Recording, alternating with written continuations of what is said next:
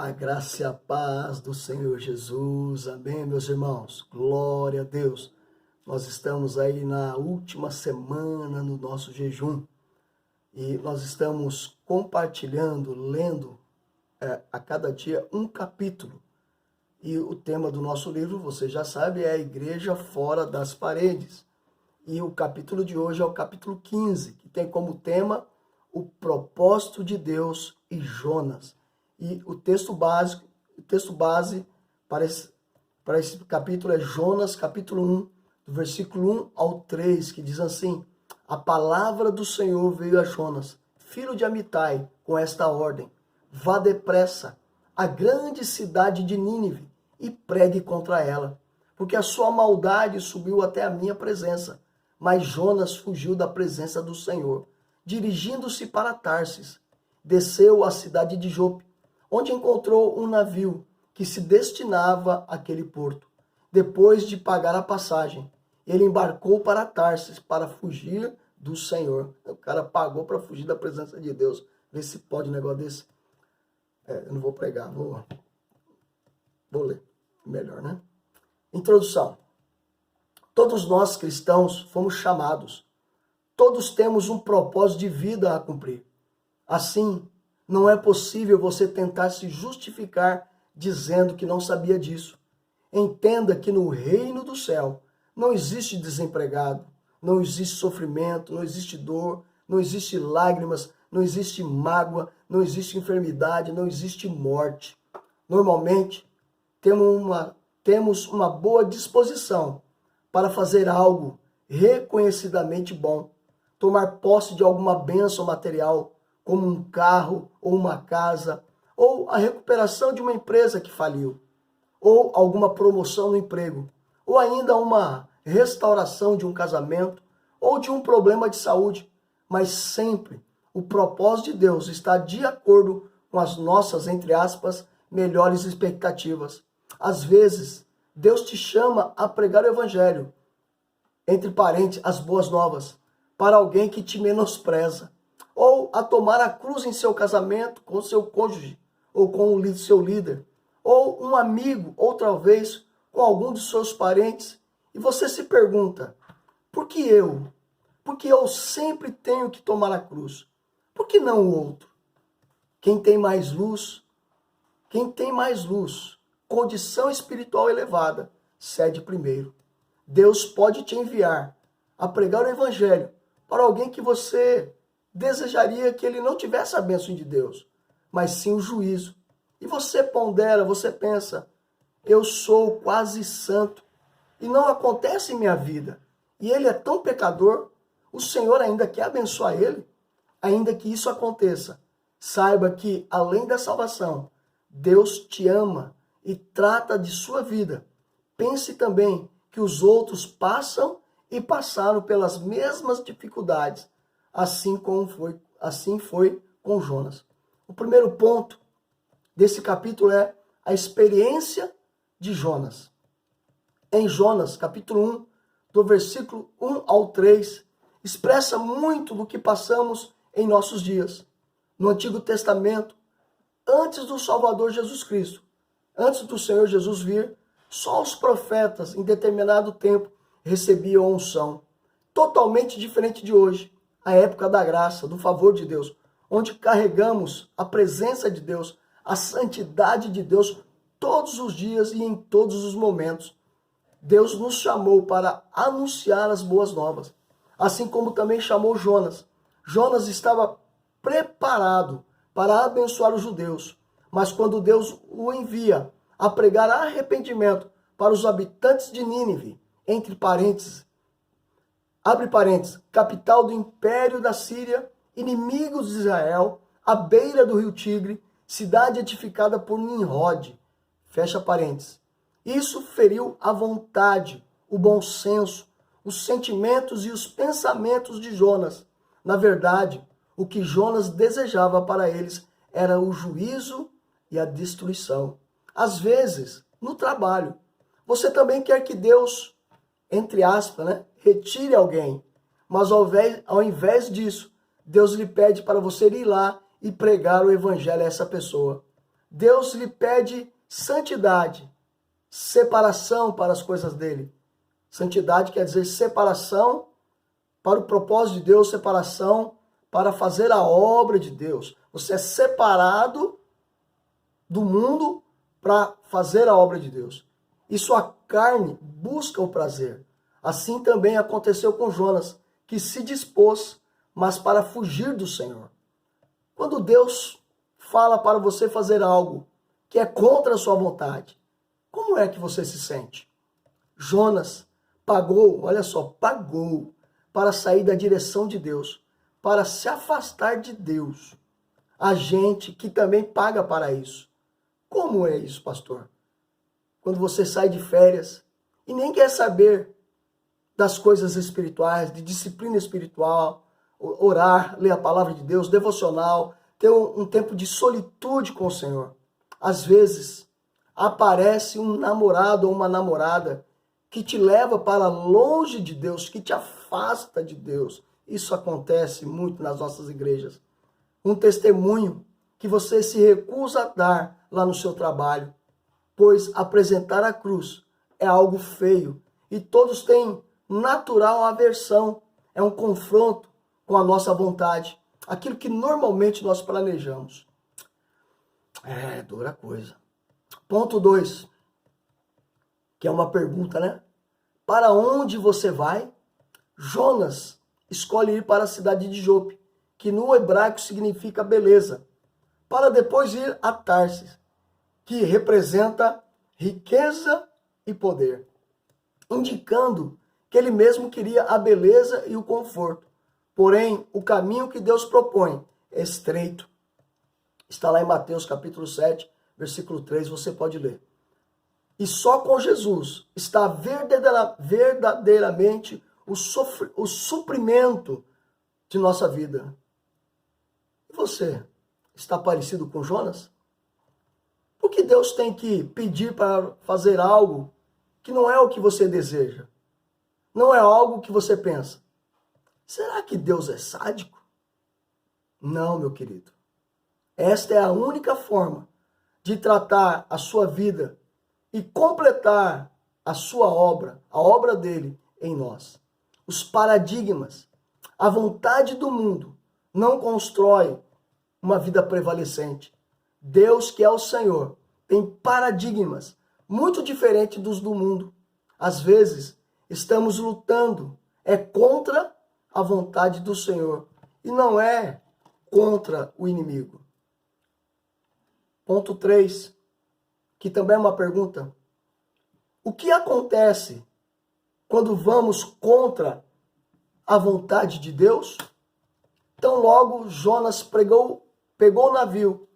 O pegar o navio aqui simboliza o quê? Ir contra a vontade de Deus, ok? Ele pagou para ir contra a vontade de Deus, ou seja, ele não queria pregar para Nínive. Começou a acontecer algumas coisas. Se aprendermos, escolheremos entre incorrer nos mesmos erros ou mudarmos de atitude para resolver o que está desalinhado. Então, o que aconteceu com Jonas por ele ter ido contra a vontade de Deus? Primeira coisa, uma grande tribulação. Houve grande tempestade no mar. A grande maioria das tribulações é um ajuste de Deus para as nossas vidas. Segunda coisa que aconteceu, consequência de Jonas ter ido contra a vontade de Deus. Ficar fora do contexto das coisas. Jonas foi para o porão do navio, algo abaixo do padrão de Deus, e ele dormiu. Quando você está fora do contexto, todos podem estar vendo as coisas claramente, mas você não consegue. Você perde a sensibilidade. Para acordar Jonas, é preciso uma grande tribulação. Se ele dorme até Tarsis, seria tarde demais. E você? Você está dormindo? Deus tem uma forma geral de falar para todos e uma especial, pessoal, para cada um de nós. E eu te pergunto, qual é a linguagem que você entende? Terceira consequência de ter fugido da vontade de Deus ou de ter ido contra a vontade de Deus. Muitos à sua volta serão atingidos. O problema é que se você não acordar, muitos serão atingidos. Como os tripulantes do navio, ser acordado e desafiado para fazer algo já seria muito vergonhoso para um homem de Deus e uma mulher de Deus. Mas pior vergonha é ser a causa da tribulação. Alguém já te balançou, desafiou assim? Pensamos que, na verdade eu faço isso todos os domingos, né? Pensamos que estamos longe do propósito de Deus, só quando estamos no mundo e envolvidos com o pecado. Mas temos que cuidar de nossas atitudes cotidianas. Que Deus tenha misericórdia de nós. 4 pontos desse capítulo. É preciso acordar. Jonas acordou. Versículo 8 e 9. A tribulação funcionou. Jonas caiu em si, pediu e foi jogado ao mar. O povo que testemunhou isso se converteu. Assim acontece quando um homem ou uma mulher de Deus decide dar as respostas certas. Eu quero te perguntar, você já acordou? Então dê adeus à tribulação e não se acostume com ela. Ponto 5. A necessidade do arrependimento ou de arrependimento. O grande peixe serviu para tratar algo muito importante, que ainda não havia acontecido. Jonas não tinha se arrependido do que fez, olha só. Dentro do peixe, a situação era pior do que no navio. Em nossa cabeça, pecado é só aquelas coisas escabrosas, né, cabeludas, como matar, roubar, estrupar, né, etc. Mas pecado, presta atenção, pecado é errar o alvo.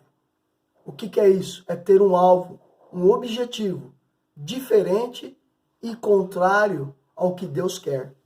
É ter uma independência, não se deixar ser conduzido por Deus. Isso é errar o alvo. Sem arrependimento, não há vida de Deus. Ainda que você seja um servo de Deus, Jonas estava à beira da morte, à beira de ser digerido pelo grande peixe. E às vezes, também ficamos à beira da morte espiritual.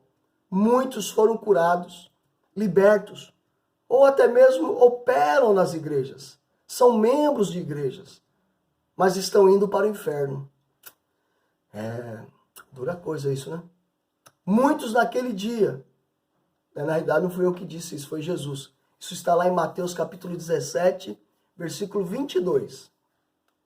Muitos naquele dia, hão de dizer-me, Senhor, Senhor, porventura nós não temos profetizado em teu nome? Em teu nome nós não temos expulsado demônios? E em teu nome não fizemos muitos milagres? Iniquidade é usar as coisas de Deus em proveito próprio. Deus permite, mas pode ter certeza, Ele vai cobrar isso. Concluindo esse capítulo, Jonas pregou em Nínive por 3 dias. E o Espírito Santo, olha só, uma obra poderosa aconteceu lá. Produziu o quê? Um arrependimento. Tanto que o rei decretou jejum por 3 dias. Mas Jonas subiu o monte e esperava a destruição da cidade e dos seus habitantes, que eram 120.000 pessoas. Jonas estava arrependido, mas de coração duro para lidar com isso. Então, Deus fez nascer uma pequena árvore e a secou no dia seguinte. Jonas murmurou pela árvore, mas não pelas 120.000 pessoas, pelas 120.000 vidas. As experiências com Deus não é só para você. Todos precisam de Deus. E quem menos merece, mais precisa. Aonde abundou o pecado, superabundou a graça. Aleluia! Deus quer que você pregue as boas novas por 2 razões. A primeira razão é para que o reino de Deus cresça, pois é da natureza de Deus compartilhar. E se você agora tem a mesma natureza, e eu sei que tem, não pode deixar de pregar as boas novas, porque na verdade é uma ordem. Está lá a grande comissão em Mateus capítulo 28, versículo 18 ao 20. A segunda razão para trabalhar na obra. É a única forma de Deus transformar a sua vida. Quando você está envolvido na obra de Deus. Lembrando, a nossa estrutura, que é o quê? Discipulado, os cultos, as reuniões, nos domingos, nossos cultos e as nossas células. Ou seja, você pode trabalhar na obra aqui envolvido nessas 3 colunas que envolve a nossa estrutura. Você envolvido na estrutura, você vai estar completamente sendo transformado pelo Senhor, de acordo com a nossa estrutura, de acordo com como nós trabalhamos na Igreja Videira. Muitos têm medo de servir a Deus, não confiam em seu amor. O símbolo de Nínive era uma mulher com um peixe no ventre. Deus está no controle de tudo, meu querido. Abra mão dos seus desejos, das suas vontades e receba os desejos de Deus, a vontade de Deus, os sonhos de Deus. Deus requereu o único filho de Abraão. Na verdade, isso expressa a totalidade dos pensamentos, dos sentimentos e da vontade dele. E serviram para completar a obra na vida de Abraão. Quando trazemos uma pessoa para Cristo, Deus está sendo formado em nós. Aleluia. Quero deixar para você 3 perguntas aqui para você meditar. Amém? Pense nisso. A primeira pergunta. Acorde. Ou você tem o sono pesado demais para Deus? Segunda pergunta. Se arrependa. Ou você está descorado e só abre a boca para murmurar? Terceira pergunta. O que falta para que você possa inserir os atributos de Deus em sua vida? Amém? Receba esta palavra da parte de Deus Pai, Deus Filho e Deus Espírito Santo. Fica na bênção, meu querido. Aleluia.